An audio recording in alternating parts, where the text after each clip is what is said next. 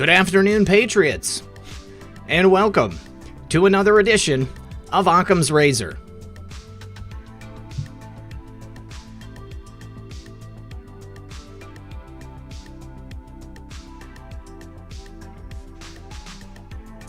As always, I'm your host, RP, and joining me live in the studio is my good friend and co-host, M3.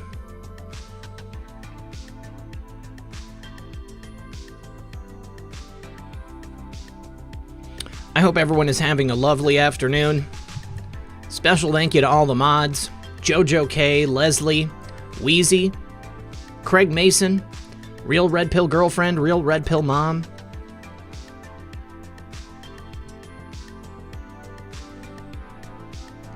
We've got all kinds of good stuff to go through today, guys. I see this country on a steady uptick.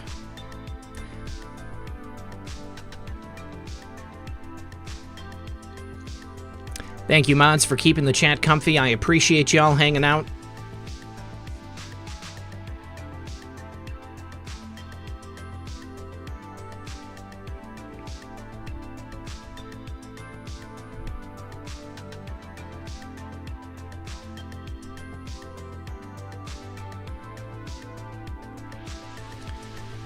Patriots from all over the globe. All right, gang. Sit back, relax, grab your popcorn, and we'll be right back after a brief word from our sponsor. Watch the news and you'll know that nothing is normal right now. Things are getting worse, and we probably won't be returning to our old lives very soon, if ever again, with the way they're going. Now, what does this mean to you today, right now? What does that mean for the future? Well, it's very possible we could be looking at food shortages, and the question is, are you going to be prepared? Or will you get trampled in the panic that ensues when everyone realizes the local grocery stores are out of food? Don't let the coming nightmare turn you into a statistic. Make tomorrow's survival your top priority today by building an emergency food supply right now. I personally use and trust my Patriot Supply, and you should too.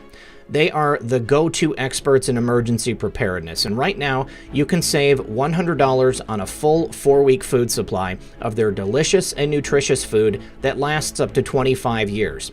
But you might need it as soon as next month if things continue on the track they're on. Don't let yourself get caught unprepared, not when you can get a 4-week supply of emergency food shipped right to your doorstep today. Go to preparewithredpill78.com. That's preparewithredpill78.com. Act now while supplies last. And remember, when you support my sponsors, you support this channel. All right, welcome back, everyone. Thank you for sticking around. Methods, how are you today, my friend? Man, I'm doing great. I hope everybody out there is doing just as great. And how are you, Red Pill? I'm doing really good, man. I actually got some packages today. This is the first thing I want to talk about. First of all, yesterday I actually got this shirt. I had another new shirt that I was wearing yesterday, a Patriot sent to me.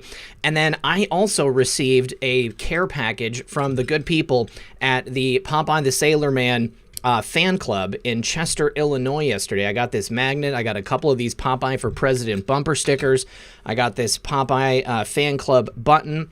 I got this Popeye Chester, Illinois button. Kind of cool. Also, I got a keychain. I got a lanyard. I got a corncob pipe. I also got this shirt. This is actually super sweet. Old school. Yeah, bringing it back. Yeah, and I eat plenty of spinach, believe me.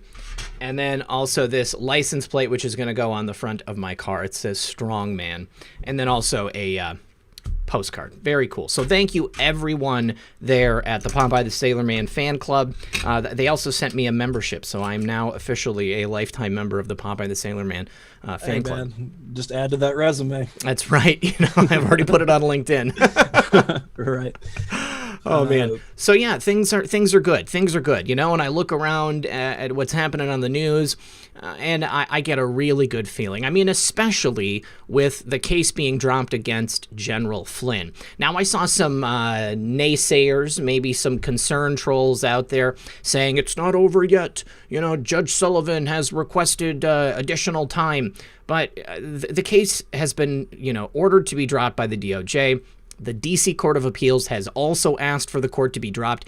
Anything additional that Judge Sullivan does is suspect at this point. I mean, what do you think about it?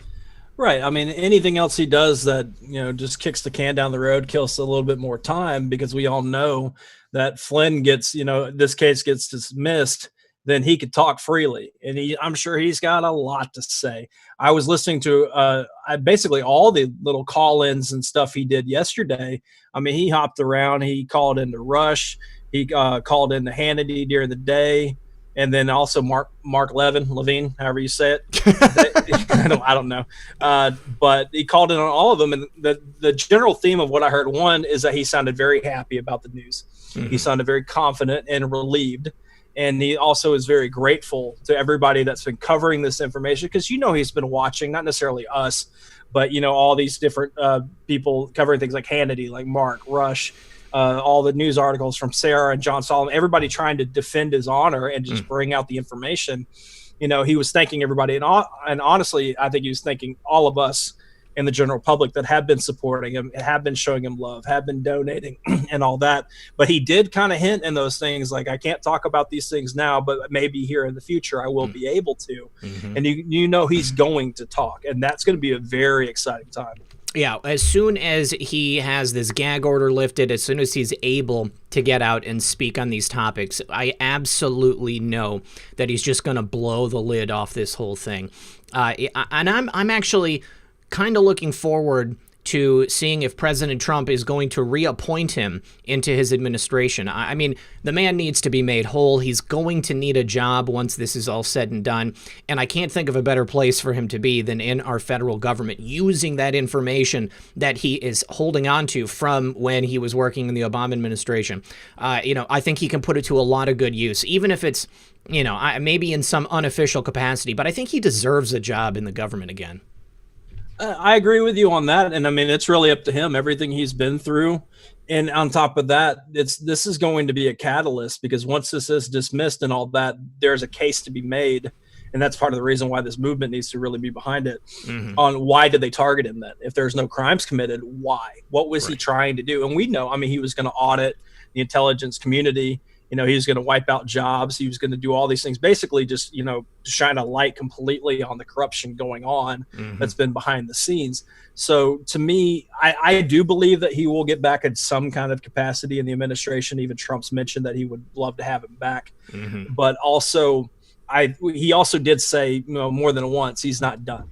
Right. And I don't think, and he also made the comment about how he's not about vengeance and going back after people, like a revenge type thing, but he is about law and order, and he is about making things right. And he is also very concerned about what's going on in this world. So, that kind of integrity, that being cut from that kind of cloth, he's going to do whatever is best for this country. Mm-hmm. And so I do believe he will be doing something, but it is going to be a lot of exposing what they've been afraid of him for so long.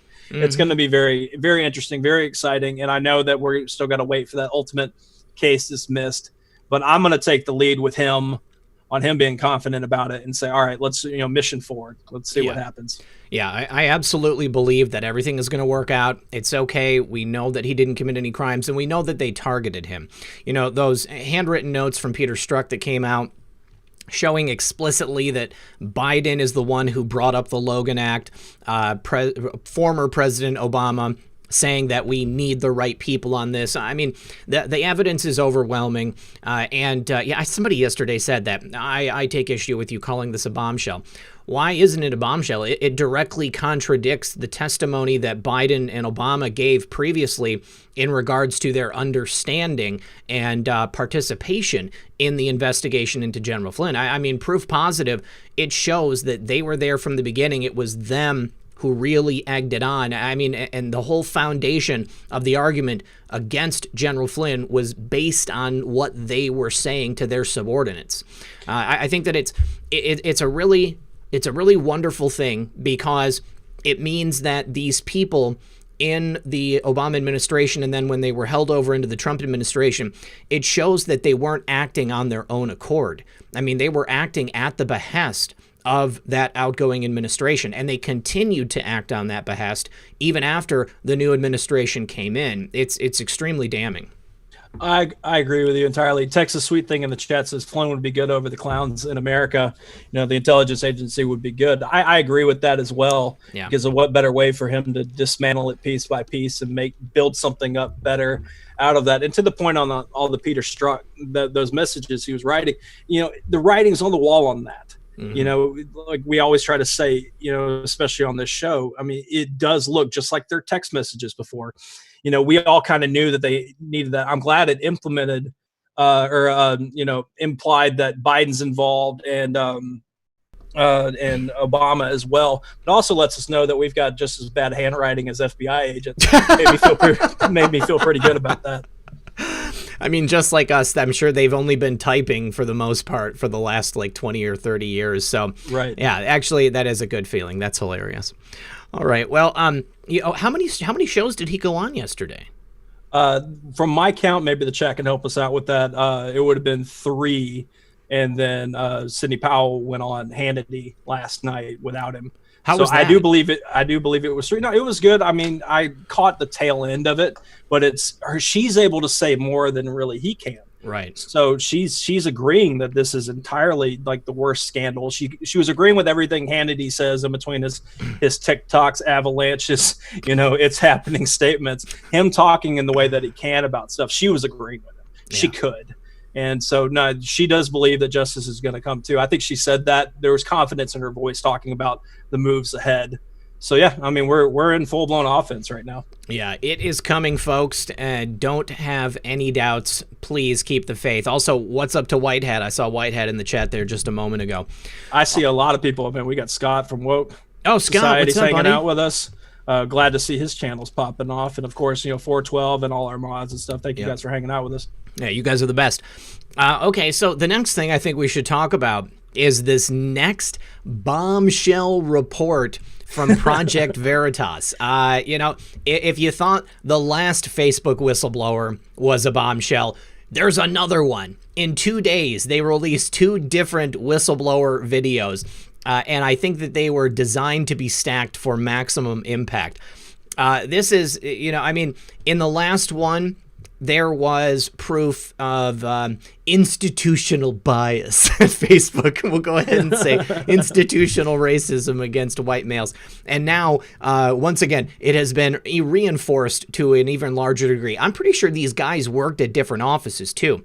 So it shows that it wasn't just, you know, a single contractor office that was doing this. I mean, they worked for the same contractor, but they worked in 2 different locations. And the evidence that they bring forth, I mean, these people at Facebook are talking openly about their disdain for Trump supporters, lumping them together with, you know, the big T organizations from the Middle East. It is, you know, it's not even shocking anymore. It's really just par for the course. And, you know, and then Bill Barr did an interview with Ted Cruz and somebody else earlier, and then he kind of commented on what's happening with the social media companies, which, you know, sounded like it was something good. Right. I mean, it's always good to have evidence, and people can argue about how Project Veritas is really just sneaking for gotcha moments and all that stuff. But those people are saying those things. They look confident. Yep. They look comfortable, and they really do feel this way. We've kind of talked about this the last few shows that we've had.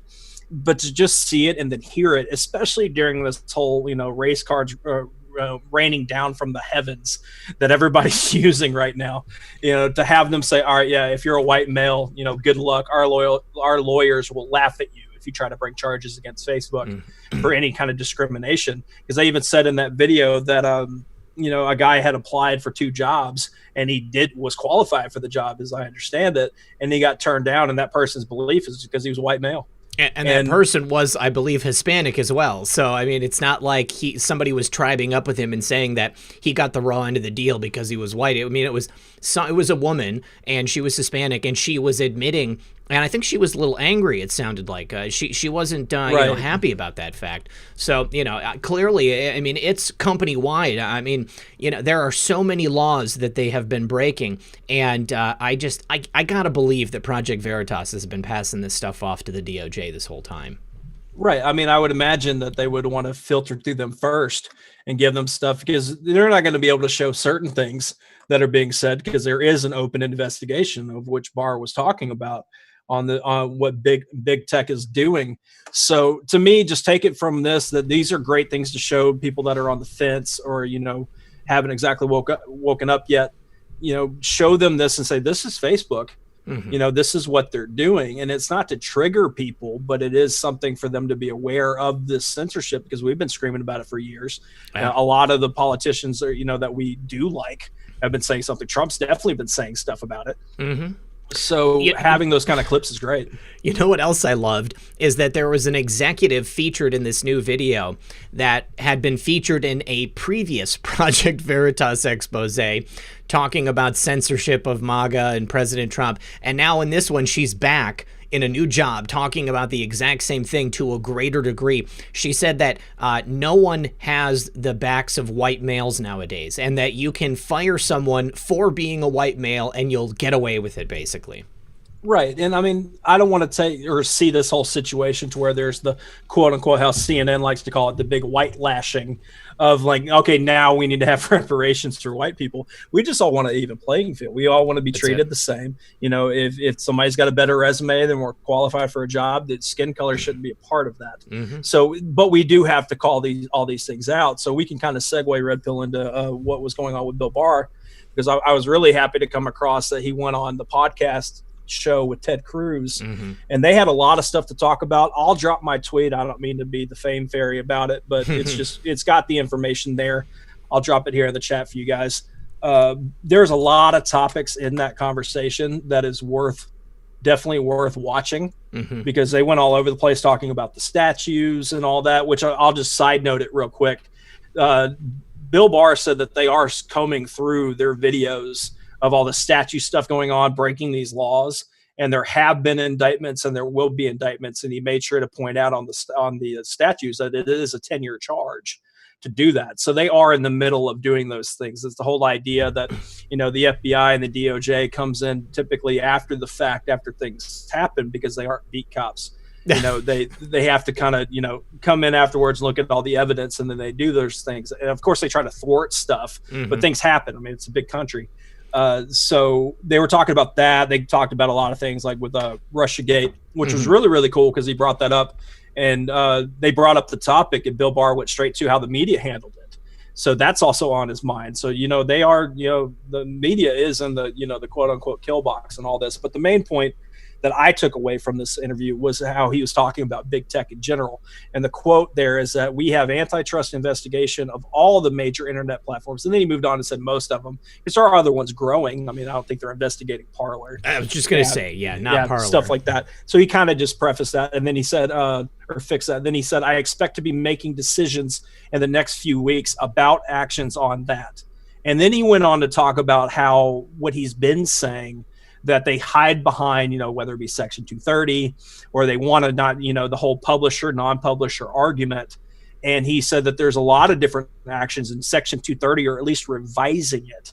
It's just part of what they're looking to do. But you know how Barr talks. Yeah. You could hear it. And if you're one of the people on the other side that have been doing all this corruption, you're like, oh, no. Right. What did he mean by that? Because he is the honey badger. They literally called the podcast Honey Badger. So yeah, that was I love cool. that. And Section 230 is just one piece of it. There are also active antitrust investigations going on. I had found some articles talking, number one, about News Corp. Rupert Murdoch's News Corp has apparently been integral in spurring the DOJ's antitrust probe into Google. And I'm sure that that has a fair amount to do with censorship of Fox News' platform. But, they're obviously censored in a different way than people like us are going to be censored. I mean, I think there's an argument to be made that Fox News' reach and, I guess viewership has probably exploded since they've been censoring people like us, because you go on YouTube and you try to find a video and, inevitably, if it has a conservative slant to it, then the next video that pops up is going to be a Fox video. It's going to be Laura Ingraham. It's going to be The Five. It'll be Fox and Friends. So, I remember a couple of months ago I was looking at the viewership levels for Fox News' YouTube channel, and it had like doubled or tripled since they started censoring and they stopped suggesting videos like ours. But this is great. I'm not necessarily the biggest fan of Fox News. I mean, I think they've gone down the wrong direction.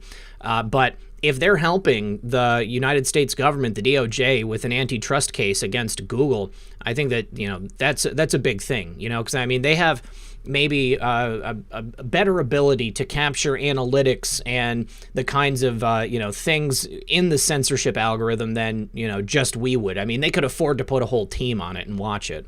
No, I totally agree. Just real quick, Desert Fairy Chick was asking if I have a Parler account. It's at Methods with the 3. You guys can find me over there. I just set it up. You never know. I mean, I take each day on Twitter as a blessing, and I'm surprised they let me get away with what I do at times. But during that interview, just to bring it back to what you're talking about with Barr, it was brought up on how can they be censoring comments or censoring things on Google, in the search algorithms or anything like that, or demonetizing people through their, their advertisement stuff, but then not be held accountable for the comments even in this live chat. Exactly. Or in the comments below videos. How could there's that double standard? And Barr was agreeing with that. So there is going to be a form of accountability to do those things, because they're making money hand over fist while controlling the narrative and manipulating an election, giving all the power and supporting all this. How much destruction have we seen happen? Mm-hmm. How many people are being deleted on videos? To me, it's just a mess, and I'm glad that that's a part of the conversation. And Barr bringing up that in the next few weeks, we've all been kind of having eyes on it. I'm not trying to date fairy anything for anybody. Don't want to hear it. But the July 4th week, like after July 4th, that's the end of that 10-week theory on our favorite Anon post as well. But that would land during that time. I think July itself is going to be very interesting. Yeah. And then I also do believe that the hot month of August that our favorite Anons brought to as well. I just really think the summer alone is just going to have a lot of things coming down. So I'm glad that social media censorship and big tech, control is a part of this conversation. Mm-hmm. And then there's also an antitrust action against Apple right now as well. So, all across the board, it looks like big tech is really under a different level of scrutiny than they've been under in years past. And it's about time. I mean, there was I had an article and I lost it, but somebody had left one of these big companies, Google, and they stated openly that their goal was to control news and to like push people down a certain path. I mean, they want to control the narrative. I was talking to my mom the other day about the demonetization on the channel, and she was like, isn't there somebody there thinking about the amount of revenue that they're losing from demonetizing all these channels and not being able to play ads on them?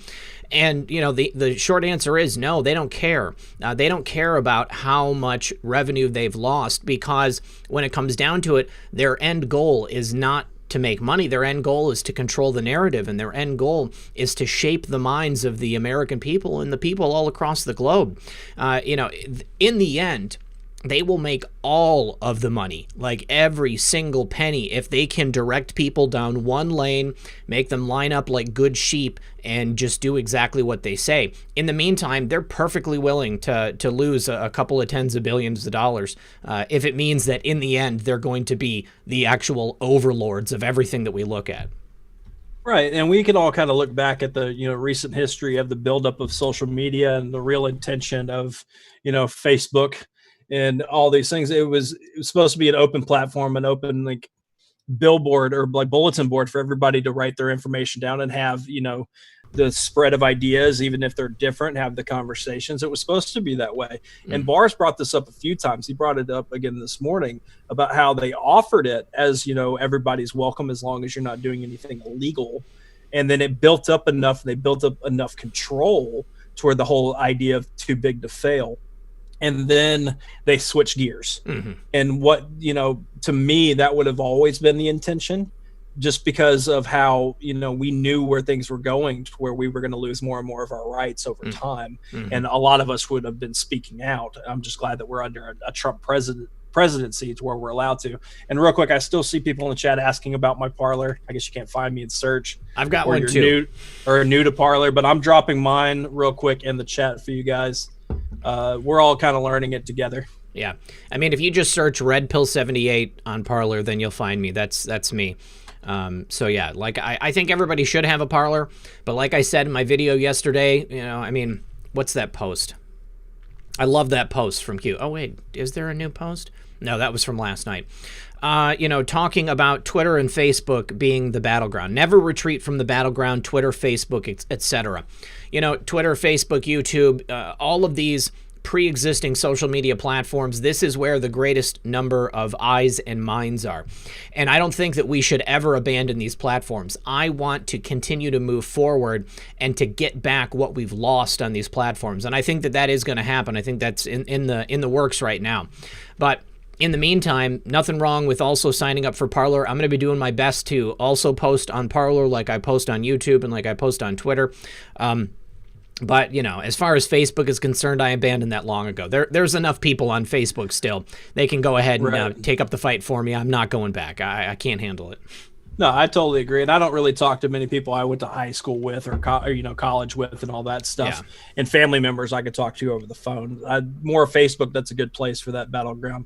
But no, you're right. We need to be where we are. Mm-hmm. We need to fight there. I can respect the whole, Twixit. To where you're leaving Twitter and we'll go somewhere else and we mass exodus out. It really hurts them and all that stuff. But we're in the middle of the election year when information is at its, the word information is attacked right now, the whole idea of it. And so to me, I'll fight there at Twitter as long as they allow me to. And if they take down my account, I've got my backup at M3 Madness. And I also have other accounts that people don't know that I have that I don't use unless I need to here in the future. And it'll be different names and you guys can figure it out. But no, we're going to keep fighting during all this stuff. And it just needs to happen. That's why Red Pill is on YouTube. That's why a lot of our friends are on YouTube. That's why we use Twitter. But no, by all means, we can use the Parlers and the Gabs to verify a new account.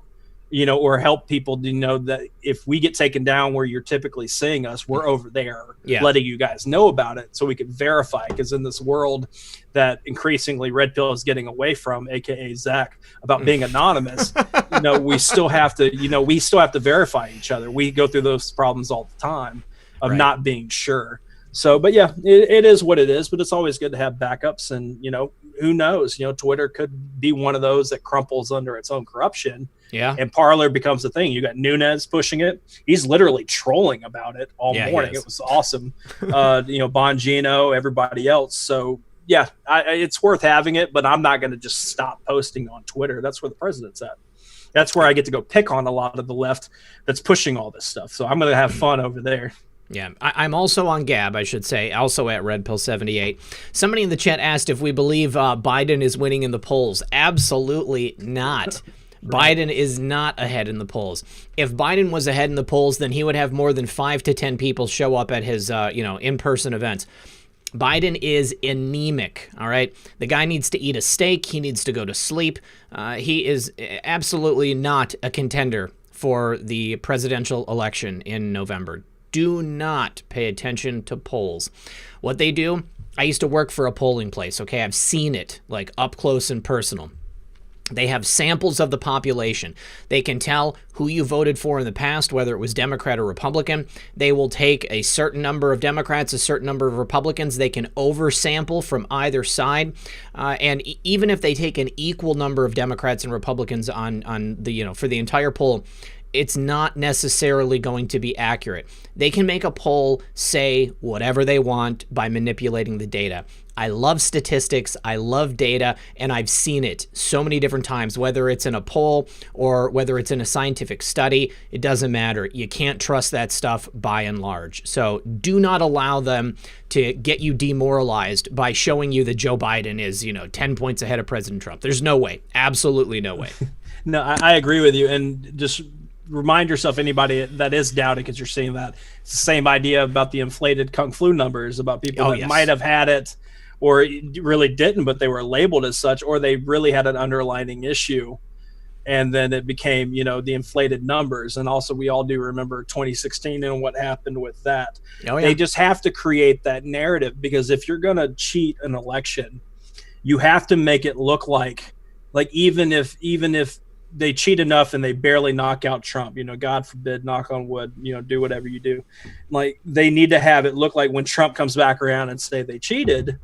Well, no, the polls said you were this. If anything, you were cheating and you still lost. You see how they could spin that back around. So they're kind of setting the stage for that.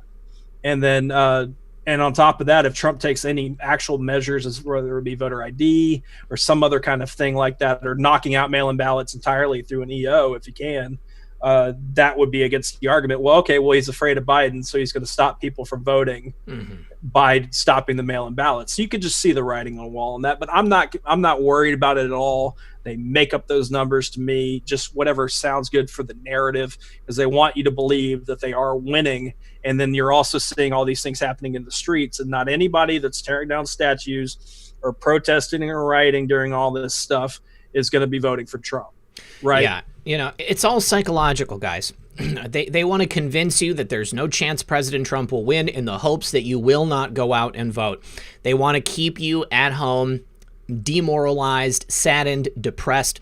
You can't allow them to do that. We have to assume that President Trump is going to win because we are going to all show up and vote for him. We also need to know that President Trump is going to win because we know that we're going to go out and vote for him. It doesn't matter what the polls say. It doesn't matter what the headlines say. To Method's point about these crazy things happening all across the country.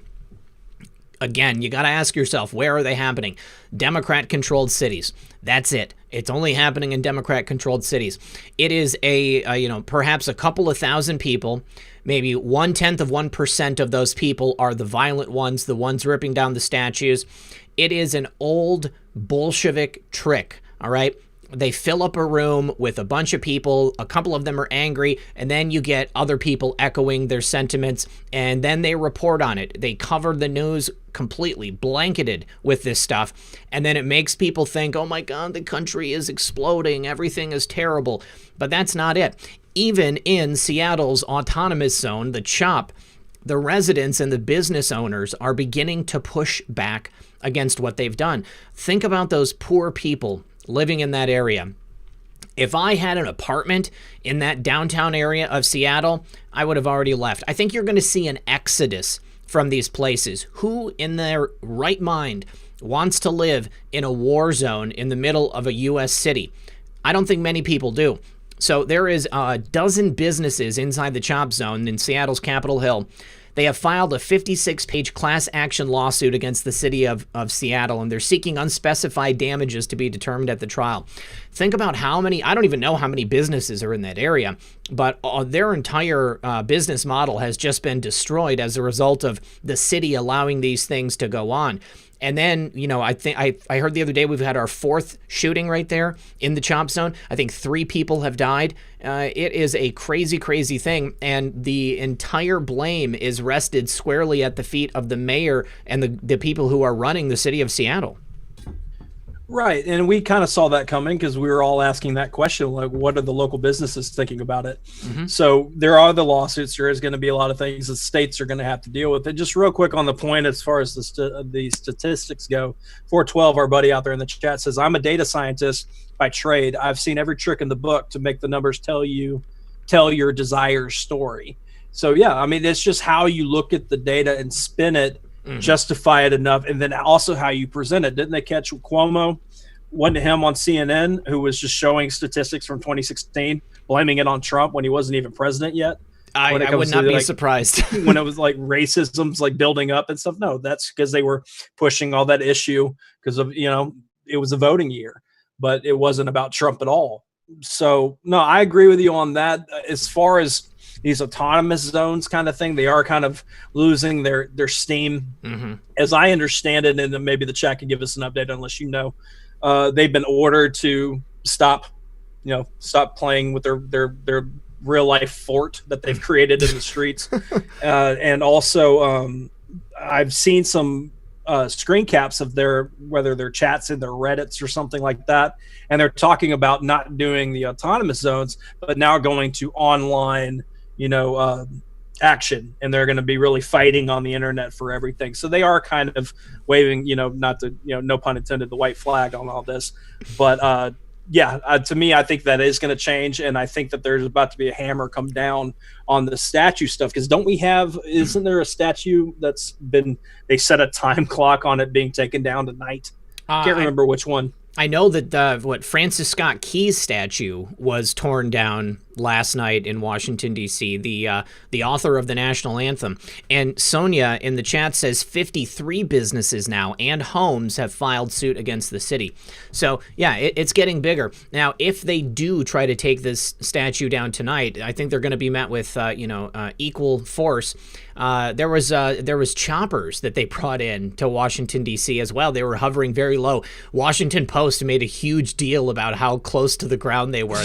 They built this computer model, this 3D model. It was so funny. They were obsessing about it. Yeah, imagine doing that much work to create propaganda against truth that's in front of all of us. It's a mess. And I think once there's the announcements of indictments over any statue being ripped down, and they have the actual names, and there's a screen cap off the videos. That's part of the reason why citizen journalism is so good. Yep. Because these films are being looked through by people investigating, and it can actually help in a current situation. Now, I watched something I didn't talk to you about at Red Bull before the show. I was watching one of Ardoc's shows the last few days. I'll have to look for it and send it to you. And he was showing a video off of a phone. A person was there, and they were filming and live streaming. And it was during one of the shootings that happened there in the CHOP, or the autonomous, formerly known as Chaz. And they were filming all this stuff, and then the leader came over to stop them. Mm-hmm. And took the phone from him because they didn't believe that he was one of their side, right? And left it live streaming. Did you hear about this? Didn't he punch him as well? I don't know about that, but because I came in a little bit after that when Ardoc was having the show, but it was showing what they were doing after the fact. The guy was carrying the phone away, and they were trying to cover up all the information about the shooting, and then they ended up meeting with other people. The guy on the phone that was holding the phone, one of the leaders, I guess the leader, he said, well, I'm going to be on the phone with the mayor. So he slipped out that he talks to the mayor. Oh, wow. And then also meets with people that look like they're at very least ex-military that were talking about it wasn't one of our guys with the phone. And then they realize that the live stream's there still going, and then they kill it real quick. Wow. So it was fascinating. I'll have to find it. It was in the last few days. Yeah, that was his Tuesday night show. Thank you, Crash. Yeah, go over to his Revelations channel. Ardoc has been covering that very well. Is his Tuesday night show. He goes over that, I think, in the first half hour or so of the show. Also, another reason, somebody asked what we think about the Justice Democrats. This all kind of dovetails together because AOC won her primary victory yesterday. I think it was an interesting thing because her contender was funded by establishment Democrats. I mean, clearly, although the Democrat Party is, kowtowing and kneeling to all of these leftist mobs, I think they know that if this is the future of the party, they're going to be up, what's creek. They're not going to be in a very good position. So they were attempting to get AOC out of there. Now, for better or worse, she is going to go on to the general in November. And I think that what the Justice Democrats have done is they have, radicalized this small base of super far left liberals that are out there in the streets right now that are trying to make it look like their movement is far larger than it actually is. But it's backfiring on them. I don't think that the Democrat establishment are going to be very keen on allowing this to continue because, as President Trump said, and as we've been saying here on this show, when America sees what life under that type of, neo-Marxist rule looks like, people are going to revolt against it. Nobody wants to live like that. This country is founded on the idea that, we have a level of safety and security over and above your average third world country. People have these tenets in their mind, life, liberty, pursuit of happiness, the freedom of speech, the freedom and right to bear arms, and all of that goes away if these people like AOC and Ayanna Pressley and Rashida Tlaib, if more people like that get into office, then you can kiss all that goodbye. Now, as an example here, there was a demonstration taking place maybe a day or so ago in, where was it? Madison, Wisconsin. And a Democrat senator named Tim Carpenter was watching these people about to march, and he took a picture of them. And like a whole group of these people run across the street, they yank his phone out of his hand, and then they proceeded to beat him to a pulp. Kicked him in the head. I believe he had some bones broken in his face. He had broken ribs. And there's a picture that is circulating around, and he's laying in like some foliage on the side of the street as an ambulance is on its way. He's commented on this, but I mean, he was probably there thinking, like, oh, I'm on your side, and it didn't matter. Okay. They are now coming for everybody else. All right. If you're not exactly like them, if they don't know that you're indoctrinated, doesn't matter if you're on the right, doesn't matter if you're on the left, you are not them. And if they get power, then this is more of what we're going to be seeing. And I think the Democrats are really starting to realize that. And I think the rest of the country is definitely keyed into that fact. Oh, I totally agree. Because you have to think about how there was no real enthusiasm, and there really couldn't be, but on the Democrat side for any of the candidates, really, but especially Joe Biden. I mean, he's got no energy at all to himself, and he doesn't even know who he is half the time. So you've got this, there's no energy, there's no excitement. This is the election year, which makes all these things happening suspect as far as what happened with George Floyd and all that stuff. But what happened with it, okay? Yeah. We've got a situation happen to where it then it makes everybody involved. You're seeing, protests. You see your cities locking down. You see these actions, and it's about race. Everybody is a part of some race, so this does apply to everybody. And then you're turning it against each other, and then it looks like you have all this energy. Then what do? They say Biden's up 14 points because of all this energy coming on and all that. Now I see a lot of people in the chat saying that we have a new drop. Yep. I'm going to go find it. Or do you have it pulled up? Yep, I've got it pulled up right now. So it is Rogan O'Hanley, a tweet from Rogan O'Hanley. I actually covered a video from him yesterday in the video, but it says 45 out of 50 governors did not force CV-19 infected patients into nursing homes, but 5 did. Cuomo, New York, Wolf, Pennsylvania, Whitmer, Michigan, Murphy, New Jersey, and Newsom, California. Nearly half of all CV-19 nursing home deaths were in these states. That's not an accident. That's systemic murder. And then we have that tweet from Steve Scalise, and our favorite anon says, difficult truths. Let's get that Steve Scalise pulled up. Must read. New Jersey Health Department workers slam Governor Murphy's deadly nursing home policies, an unmitigated failure that led to preventable deaths. He must be held accountable. And we've got an article here from njnewjersey.com. Well, while you're pulling that up, I put Steve Scalise's tweet out there for you guys to read. Yeah. An unmitigated failure, preventable deaths. Yeah, I mean, this is murder on a grand scale. I mean, I really feel that a lot of people everywhere are starting to see this. Here's a funny story. I got a friend who I haven't seen for quite some time, and he's going to be coming over for, we're going to go get coffee tomorrow morning. And I told him, hey, my daughter's in Key West, we can hang out at my house and, just catch up. And he was like, oh, my wife won't allow me to go inside your house. And I was like, what, like my house or anybody's house? And he was like, oh, yeah, we're just being careful. I can't wait to drop some statistics on him about these deaths. I don't want to live in that kind of fear, man, and I don't plan on it. I still haven't put on a mask once. I understand certain states you have to get into your stores or for your jobs. Yeah. I respect that. Yeah. But at least for some of us here, like we just haven't found a reason to. And so therefore, if it's optional, I haven't done it out of fear. I don't really think that you should, but I understand certain circumstances when it comes about it. Just real quick, Red Pill, we've got just about 4,500 people here hanging out with us, 1.5 thousand likes. If you guys don't mind turning that thumb blue, that would be great. Help us get this shared out. If you guys don't mind, we still got some show left here. And also thank you guys for hitting us up on PayPal or any of the other options that Red Pill gives out. Yeah, Cash App. I just want to say, if you guys do want to help out, Cash App is the best because you get free money, I get free money, and they don't take any money out of the donation. So thank you, everybody, however you want to help out the show, whether it's liking, sharing, or whatever you want to do.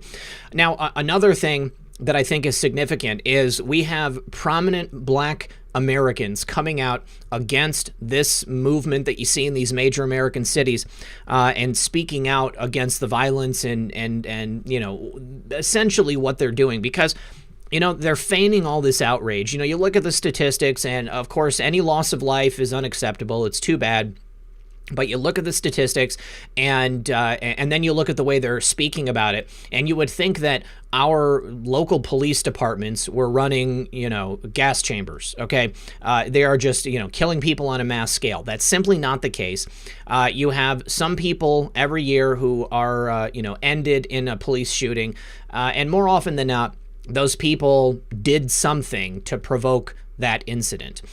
You don't just have people, just popping off against innocent individuals. If it happens, it's unfortunate. But some people who are musicians, I guess, A$AP Rocky, he was the guy who was in that Swedish jail back in 2019 that President Trump got released.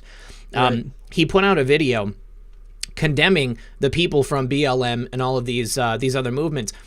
Because they are misconstruing what's happening in America, and they are completely ignoring the violence in inner cities like Chicago.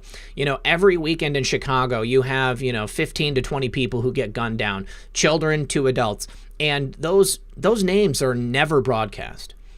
Those people are never given any recognition, and there's never any outrage. So why are we not talking about it? Why are we not making a big deal out of that? Any loss of life should be on the table for people to be outraged about, but they simply don't care because it doesn't fit the narrative.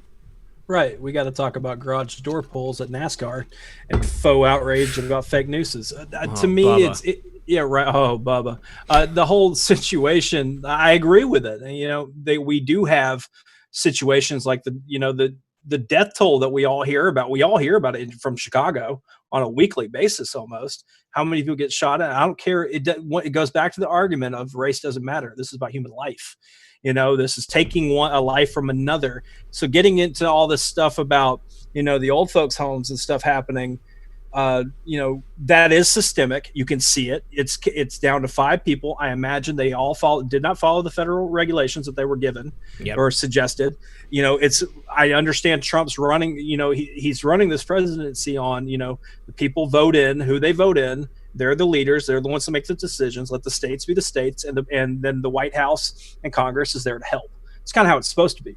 Yeah. It really should. It's how it's supposed to be. So having this happen, I'm not saying Trump was like, yep, let them die and all that. They made the choice. He put ships out there on each coast for them to use that, but they didn't want to do it because that would have been no money granted because that was using federal services. It would have given Trump a win too, not to mention. Right. On top of that. So in spite of Trump, and they needed these numbers to go up, and it is that evil. And that's why we have to keep driving that in. And that's why, on this post right here, it says difficult truths. It is that difficult. If it's hard for you to wrap your head around it, I know a lot of us that have been in this for a while now, nothing really surprises us anymore. Even this situation, I'm just like, oh, these evil words I can't say on Red Pill Show. Yeah. That's how bad this is. And I truly believe with how much this is being highlighted by our favorite Anon here, there is going to be something come out. Not even our favorite Anon, Scalise. Yeah. This is being discussed and over and over. And how can you get to a point where nothing's done about it? And if they could prove the case on third degree, you know what I mean? Times X however many deaths that occurred on these people. Imagine having to have during this election year where you have new people voted in. You think anybody's going to vote for a Democrat? If those 5, for example, that are named in that post, Cuomo, Wolf, Whitmer, Murphy, and Newsom, imagine if they have that and then they all swing red. And I'm not saying that's what's Trump's intention, but that's just how things need to play out. Yeah, absolutely. So yeah. There's also something I wanted to talk about in regards to comments. Somebody was spamming my comments section over the last couple of days, saying that I was censoring them because of information they were putting out. I counted no fewer than 8 comments from this person. Their comments were all over the place, but apparently they were unable to post a link. Now, if they had said that in the beginning, I could have explained it. You guys all remember when we had links on, the ability for people to post links, we were getting spammed by prawn bots. That doesn't only happen here in the live chat. It also happens on my regular videos.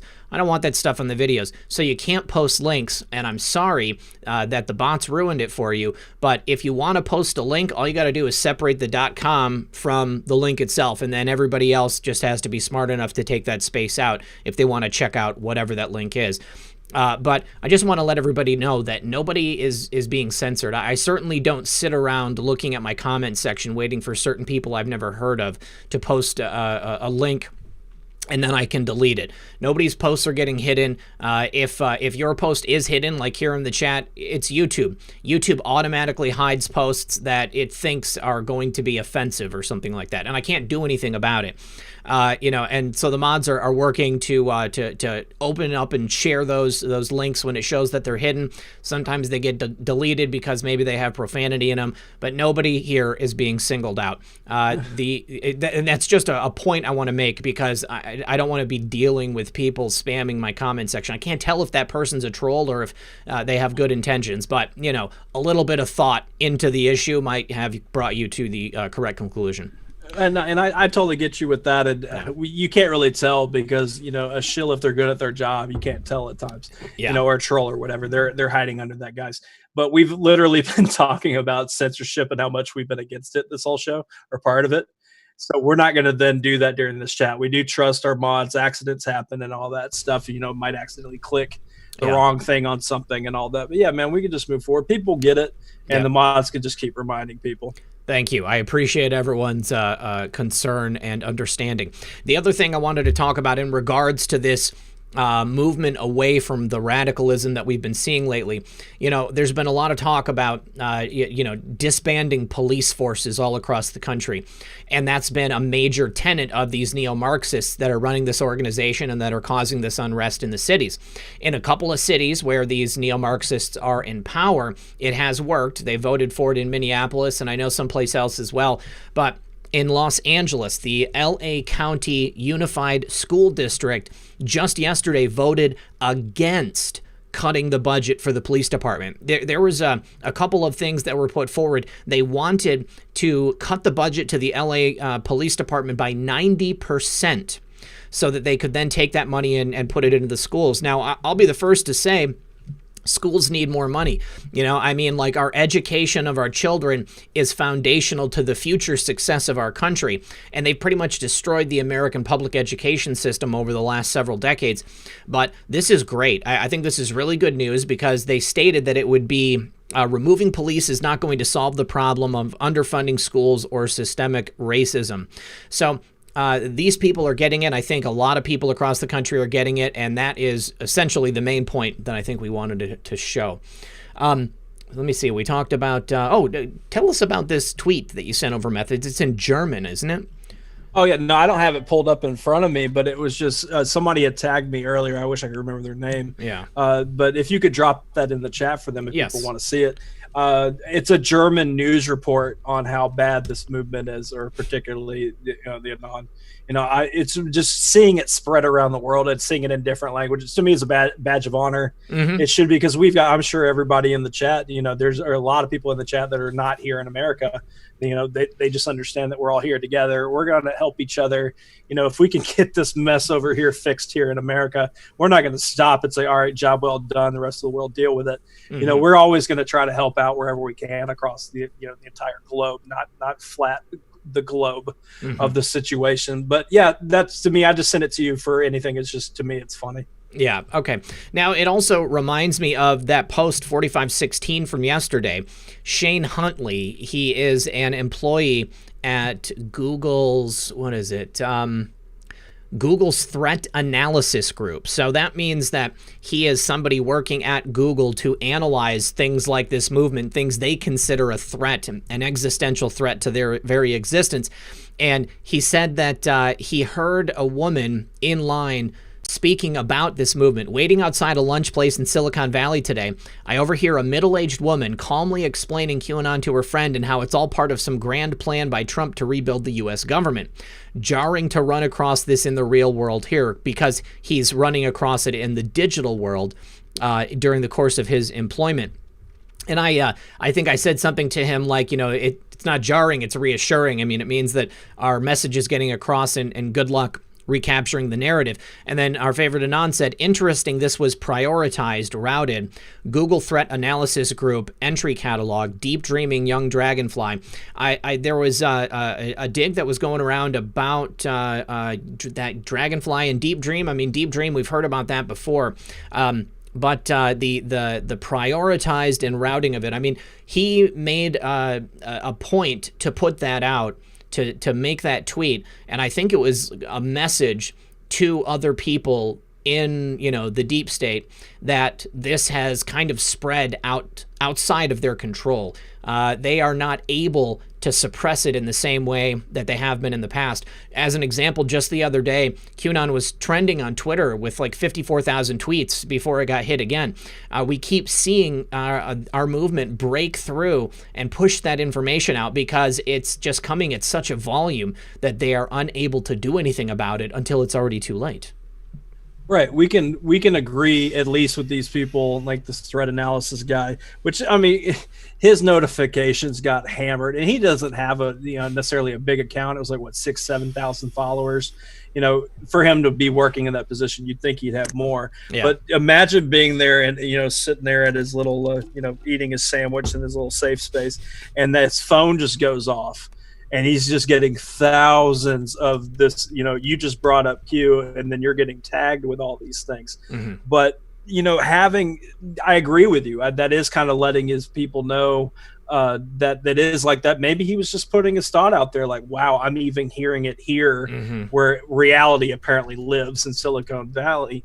Like, but that also lets you know that they are concerned about it. They aren't on the side of this movement, whether they don't like it or not, or there might be some extreme parts to it or fringe type comments made within all this stuff. We're all about truth, and we're all about supporting the president. So we're part of a political party, essentially, mm-hmm. As far as being a Trump supporter, and also everybody around the world, different countries, whoever you're supporting, that's supposed to be quote unquote our side. So that is something that they do consider you a threat if he's talking about it and he is the threat lead. Somebody says, do you really believe that schools need more funding? Look at what they're teaching our children. I think that they need to be completely overhauled, and I think that the funding system needs to be distributed in a different manner. You've got certain school districts that give a better quality of education in terms of the experience for the kids in certain school districts, and then in other ones where they don't.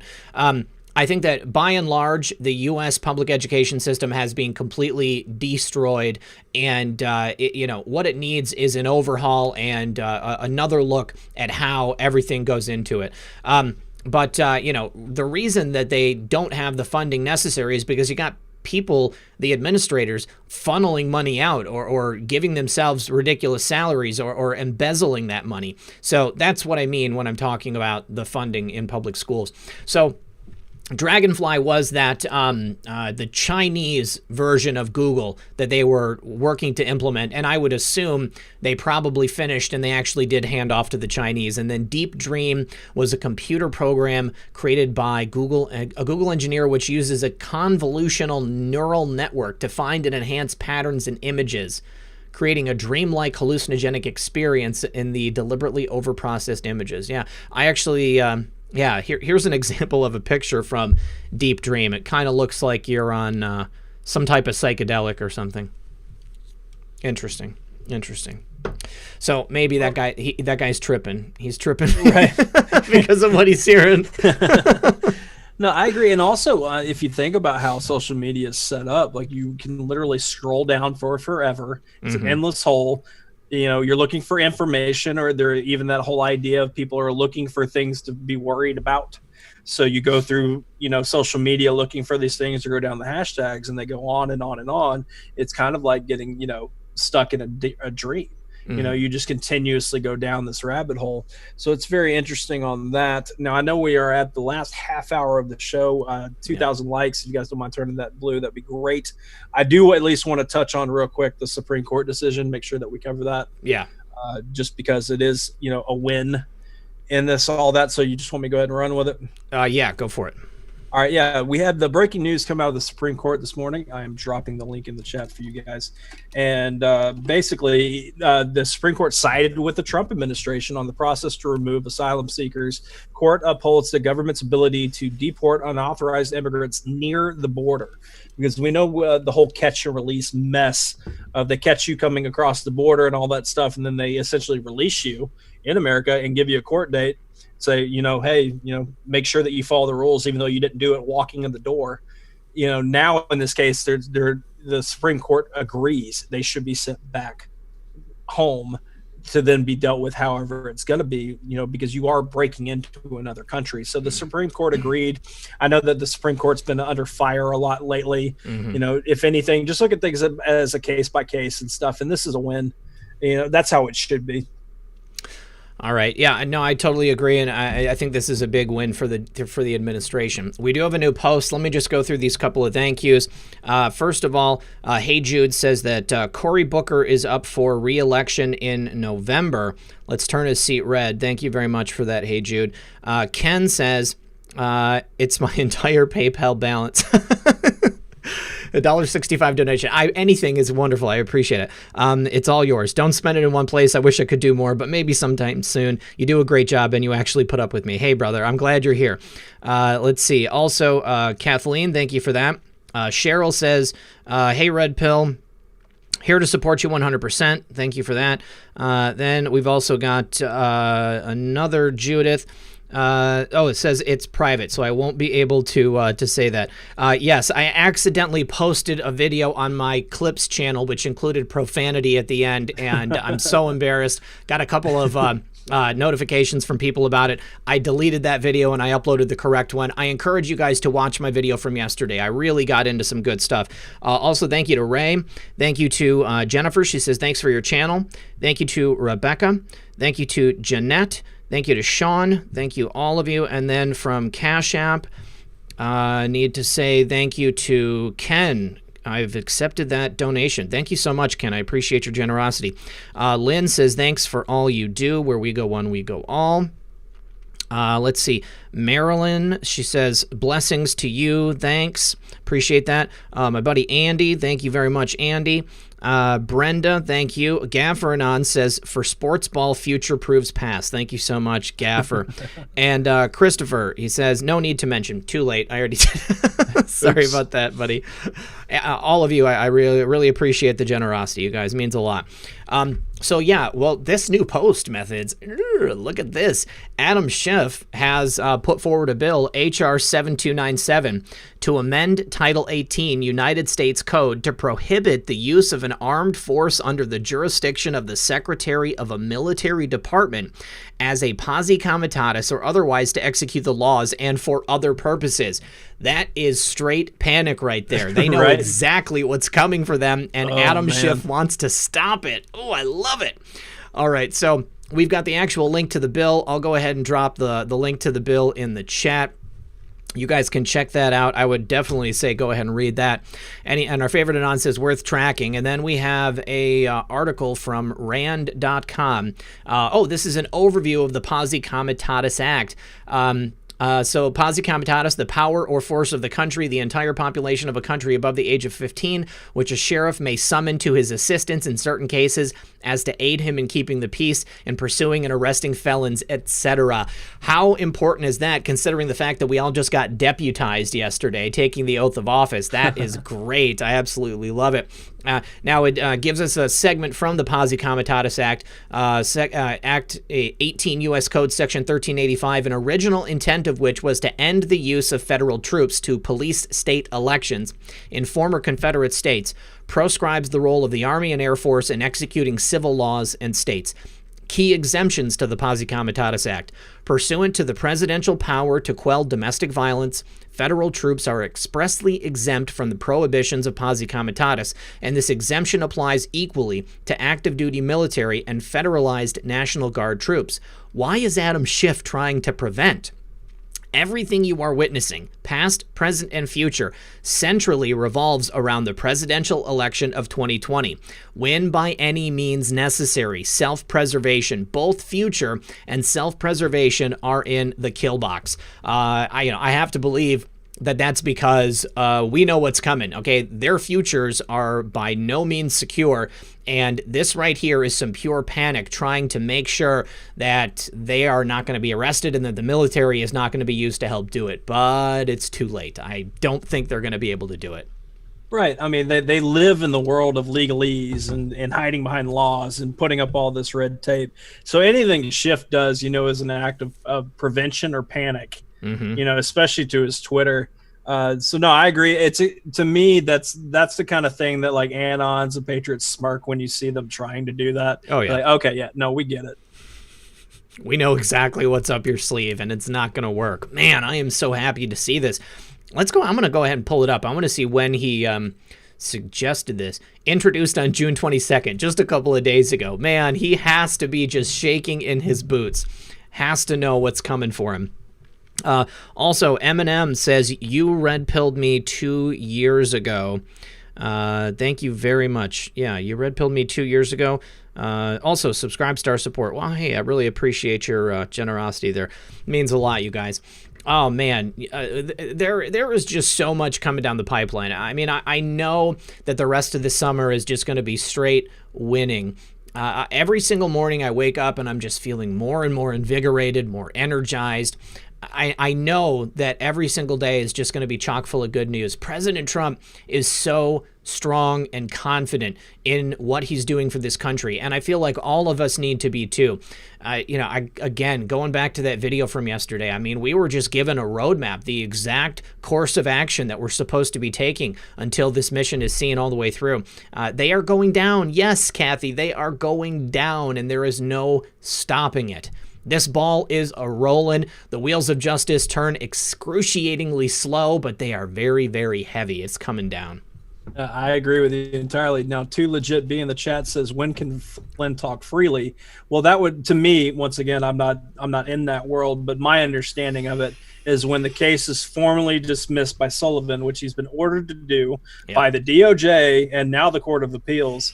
Once that's formally done, the case closed, he can talk all he wants to. Yeah. And that's part of the reason of this whole kicking the can down the road thing we talked about earlier on the show, is Sullivan, at the very least, is trying to stretch this out as long as he can, or at least he's being told to. Because, I mean, I imagine that he is one of the biggest puppets in all this. I don't see him as just being some guy just doing these things to grandstand and be in the public. I do fully believe he's being controlled. But now once he can talk, that's going to be very, very interesting. And we will both, Red Pill and I, Hail Mary to request him to come on the show, just because. Absolutely. But we won't be asking you guys to harass by any means. Please don't. Leave the general alone. Yeah. But we will. Anybody that you listen to, I imagine, will already have drafted emails ready to be sent to him. Yeah. Because we all want to talk to him. I mean, he's been a motivation because of what he's going through. It's like, if he can go through all that and then come out on the tail end of it and be excited and energized and be grateful to everybody, we need to have that kind of thing too. We're all taking, arrows in our own little ways, not nearly as much as he did or the president and all that. But I mean, it's something, let it build tougher skin, move forward. We're going to do that. And just real quick, on a random change of subject, Red Pill. Sure. I saw in the chat, somebody asked if we had ever met before. No, we have not. We have not met. We have not met in public. He doesn't know my name, which is fine. But yeah, we just get along, and that was actually interesting. Me and you just did an interview a few days ago, and they thought that we had known each other before this all started. And it's like, no, man, we just get along. Yeah, I mean, hopefully someday, we can meet. And this is an excellent time to plug that interview. Methods and I are going to be on X22 Report Spotlight later today. It might have already come out. I don't know. I haven't checked any notifications or anything. But yeah, we hung out with Dave for about 35, 40 minutes, I think. It was a great conversation. I'm looking forward to listening to it again, from an outsider's perspective. Right, because I was really looking forward to it on Comfy Sunday until, Mother Nature decided that I didn't need electricity for a half a day. Yeah. So I was excited to hang out. It was a good conversation. We talked about a lot of things that we've been talking about now. But, bouncing off ideas, it was very casual. It was basically just a phone call.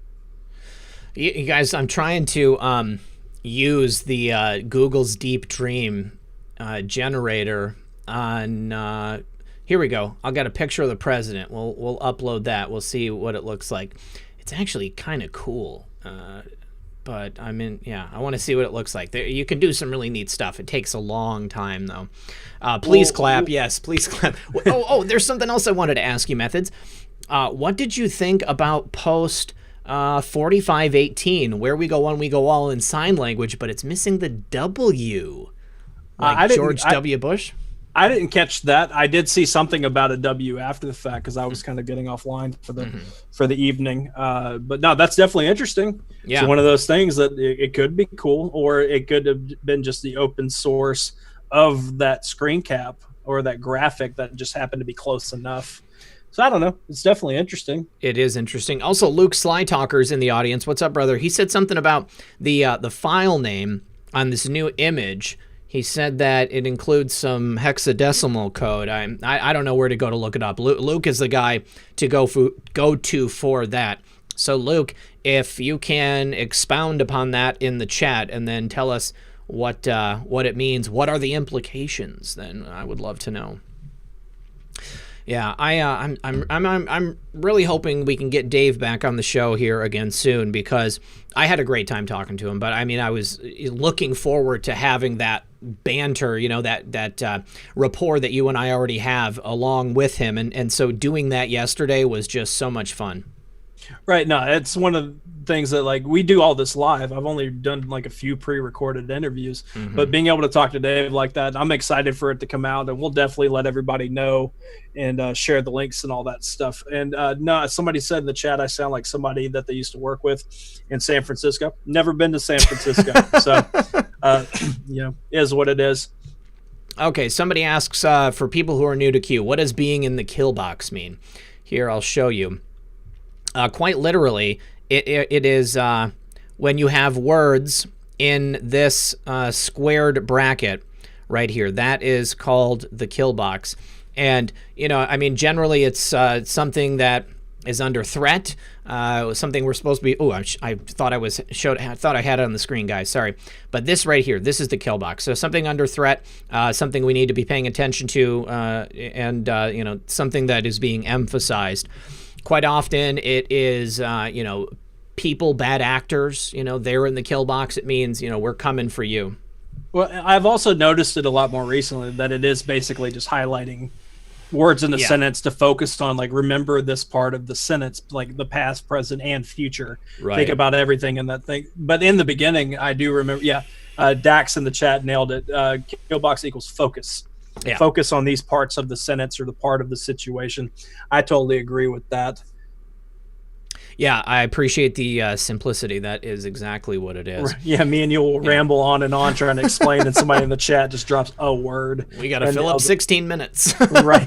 No, which is fine. I will go ahead and mention, you know, at this time that I'm excited this afternoon here at an hour and 15 minutes over on our buddy 412 and On's channel, We the People Insider. They're doing their weekly show called Taking It Back with Brenda Dilley. And quite frankly, they're doing this weekly now, right, Bill? Oh, so, yes, I heard about that. Yeah, 412 told me, dude. That was so cool. And I had a great time with 412 last week, too, and the boys. That was a great show. Right. So I'm going to be dropping that link in the chat for you guys to have it. If you go over there and say that RP and M3 sent me, if you guys don't mind, that'd be cool. Go over there, Flood, and I'll be hanging out over there more than likely for that show, because it's just good. I personally am enjoying conversations because we're already going through the news. People send us all this stuff. That it's a well-oiled machine. When news breaks, it's all over the place. So we have that. We can all read the articles and stuff, but I like the actual. I like listening to conversations. And that's why we try to do them over here. And they have good conversations over there, too, on 412's channel. You guys, there is something coming up. I'm sure everybody who has, like, watched from the beginning remembers me saying that we need, like, a Patriots list, like Angie's List for Patriots, a place where we can all go to find each other and support each other as businesses.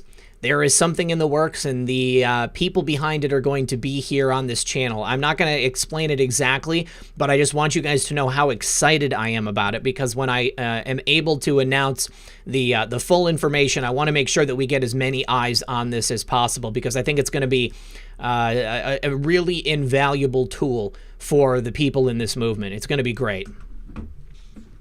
Yeah, I mean, we're all kind of figuring out what else we could be doing. Obviously, here in the the near future, I'll be doing things on my channel I'm pretty excited about. I just have a few things that I have to get out the way. And one of most importantly, my anniversary is coming up, so I'm not trying to work on all things. Yeah, it'll be here in a few weeks. It'll be 9 years. So to everybody asking, or at least used to ask, about me being single, that's a big no. I Happy appreciate bringing. No, I appreciate it. Yeah, it'll be here in a few weeks. I'm excited about it. Being married to your best friend's a great thing. And she supported. I mean, there would not be a Methods without a Miss Methods. Mm-hmm. This all would not have happened if she didn't support it and believe in it. But yeah, after the next few weeks and stuff like that, I have things coming up. We'll be doing a weekly show. Starting off just one day a week. I'll probably announce the co-host next week. Mm-hmm. Red Pill. Okay. I'm pretty excited about. A lot of people have been asking about it, but I like being that tease about it. But yeah, I'm hearing about a lot of things going on, just different channels doing things, watching them grow. Like I've watched our buddy Scott, Woke Societies. We had him on Comfy Sunday. Mm-hmm. What was it? Just recently, and he's jumped up 30,000 subscribers. Oh, good for him. Right, he had a video go to 250,000 views recently. Wow. I'm loving it for him. Yeah, and it's exciting. This whole competition thing, and we've had these conversations before. We all need to be excited for each other when anything like that happens, because we like to see hard work rewarded. Mm-hmm. It's just hard to catch everybody's hard work all the time. Mm-hmm. But yeah, I'm very excited to see the channels that are happening, the groups that are made. White Hat, come on, man! Like he is absolutely He is blowing up with it because he's genuine. And I'm glad that everybody's starting to see who he is and why we connected with him and trusted him to where he is a personal friend. But yeah, it's very exciting times. We're going to be doing a lot of things here in the future. And we're going to be looking back on all this and say, oh, I wish we could work that much. But now we're doing a lot more. Yeah. So it's going to be exciting. Yeah. And I thank you to Baby Yoda. Baby Yoda just sent a donation on Cash App. Brother, I appreciate you. Thank you very much. Let me see if there's anybody else on PayPal. Don't want to miss anybody. Bruce Wayne, he says, Red Pill 78, Cuomo needs to pay for the murders he caused, forcing CV-19 patients into nursing homes. I don't know if you want me to read this next part because it's some identifying information, but tragic loss of life there. Need a class action lawsuit against Cuomo. Are there any lawyers in this group that want to take up the charge? This actually ties into what I was just talking about. I know a couple of different lawyers that are in this movement, but I think that this is something that is definitely needed. There needs to be both criminal and civil actions taken against these governors in these states that essentially caused the deaths of so many people unnecessarily. Definitely a class action lawsuit would be an incredible thing to happen. So yeah, I'm going to go ahead and put it out there. If there are any lawyers who want to organize class action lawsuits against the governors of these Democrat state governments, I should say, because the states themselves are not Democrat. But if there's anybody out there who's a lawyer who wants to organize something like this, I invite you to come on the program, and I will more than happily help you to get the word out on this stuff. And that's it. So yeah, so definitely that's something I think we need. We really, really need it. No, I totally agree with that. Now, real quick, Adam Hugapug in the chat says RP tease the weekend. So who are you having on this weekend? Ooh, as soon as this show is over, I am going to be recording for tomorrow Dr. Sam Osmanagic, the discoverer and chief excavator and archaeologist at the Bosnian pyramids. Didn't know that there were pyramids in Bosnia? Well, I wouldn't blame you because it's not widely publicized, but there is an ancient pyramid complex in Bosnia and Sarajevo that has the same layout as the pyramid complex at Giza in Egypt. Dr. Osmanagic and I are going to be talking about that at length. It's super exciting. I've been following his work since 2012, and it's pretty legit, okay? It's spot on. I'm really excited to be recording with him. Also, Trump Be Cool says, let me see, is there a message here? For going to D.C. July 1st through 11th. Anybody else here going to D.C.? Oh, and thank you to Sharon as well. I've always, guys, I'm kind of flirting with going to the American Priority Conference and covering that as a journalist. So I would like maybe stream, and maybe I could interview Don Jr. and maybe some other cool people. I'm actually supposed to be talking with somebody about that later today. I don't exactly know where it's at. I know that it's at a Trump hotel, but I don't know the location. I haven't had time to do all the research, but I would absolutely love to do that and go check that out. Hold on, what else was I going to say? There was somebody else here that I needed to... I don't remember. It happens, but yeah, who else are you having on? Oh, that's it. That's what I was looking for. I need to pull up my my calendar. Donald Jeffries. He's an author and a historian, a brilliant man. He's been on, quite frankly, on several occasions. Definitely, you're going to want to tune in for that. And then, of course, we have Mark Taylor coming on Sunday for Comfy Sunday. It's going to be a really great weekend. I'm looking forward to it. Right, yeah. Having Mark Taylor on during all these times, and me and you'd like to at least touch on spiritual aspects. Mm-hmm. I'm really excited to have this conversation with him during these times, because we are seeing evil, like the veil kind of lifting and being able to see it. I would like to get his take on it and what he thinks about coming up in the future. So I'm excited about having him on, man. Like to me, we always need to remember the spiritual aspect of this. Whatever you believe in, don't believe in, that's fine. It is worth at least listening to people who do have the faith. And I know a lot of people support Mark Taylor. I see it in the chat. So yeah, I'm excited. This is my first time I get to actually chat with him, so that's pretty cool. Yeah, he's been on the show twice already. This is going to be the first time he's going to be here live, so I'm really, really excited about it. Love Mark Taylor. The spiritual aspect of this stuff is extremely important, and I don't ever think it should be overlooked. Now, Real Red Pill Girlfriend said that we discovered that it was in Miami. So yes, we did. It was late, honey. I was tired, and I forgot. But yeah, it's at some Trump hotel in Miami. But I know that I have at least one friend who's going to be speaking there, somebody who's been on the program before. I don't know that it's been announced, so I don't want to say their name. But it would be an opportunity for me to go and, I don't know, maybe meet some patriots down there at the conference. I think it would be a lot of fun. So I'm looking forward to it. Yeah, Groundhog Red Pill actually getting out and people seeing them. I mean, you've only been spotted in that Big Lots at one time? Yeah, only at the Big Lots. Yeah, only that one time. Yeah, I imagine if you were at a conference with people that are like-minded and stuff like that, people would recognize you. So we'll have to send some security with you. It would be so cool. Also, I know at the last one, Terrence Williams was there. And he would be fun to meet. There are so many people that I know would be there that would just be amazing to meet up with and to talk to. I'm looking forward to it. There's going to be a couple of cool things we're doing this summer. And if I'm not going to be hosting any shows, like if I have to go away for like a weekend or something like that, I will let you guys know ahead of time. But as of right now, I've basically got people scheduled until August. So we'll see how everything pans out. It's going to be a good time. And Mac number 9, there is no danger to me in vaping. Vaping has never produced in the history of vaping any cases of cancer or reduction in life. I used to be a smoker. I used to smoke greater than a pack a day, sometimes up to a pack and a half a day. I had a spot on my lungs. And I was looking at maybe getting a tumor. Instead, I stopped smoking. I changed to vaping. That spot went away. I am under the care of a doctor, and I am healthy as a horse, so no need to worry. It's a personal choice, okay? And as far as I'm concerned, you can do whatever you want. I'm not going to judge you for it. I'm not going to make the same choices. I don't expect everybody to make the same choices as me, but there's absolutely zero evidence to state that vaping is bad for you. The stories that were out, I've said this so many times, the stories that were out about people getting like that lung condition, they were vaping marijuana cartridges, which included an additive that was a vitamin E. It was a thickening agent so that they could make people think they were getting a higher quality marijuana vape product.